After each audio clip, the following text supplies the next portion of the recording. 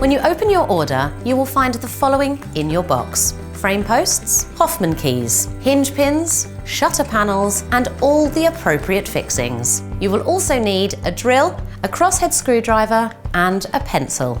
Today, we're going to be fitting our shutter inside the recess of this window. We'll start by carefully removing the panels and frame posts from the packaging, placing all the frame posts face up on the floor. As you can see, we're using a dust sheet to protect both our flooring and the shutters.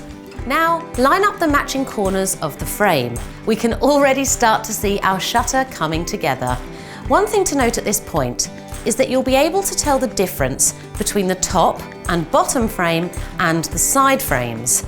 That's because the side frames have hinges on them. If you have a full frame, the top and the bottom can be used interchangeably, so you don't need to worry about putting it in upside down. With the frame in place, we can line up the Hoffman key in the pre-cut groove on the bottom of the left frame, inserting the rounded edge first and sliding it down. We then take the bottom frame and line up the groove on the left side with our Hoffman key, slotting it in and firmly pressing down to lock it in place. Repeat this process for the rest of the corners until the frame is complete. With the frame complete, we can now lift it into the recess. We need to mark the frame for where the drill holes need to be.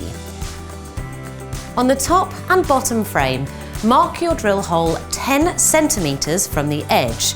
Now, drill your holes, drilling halfway through with a large drill bit and then all the way through with a smaller drill bit. Now, start with your left frame and secure it in place, making sure there are wall plugs in the wall for the screws to go into.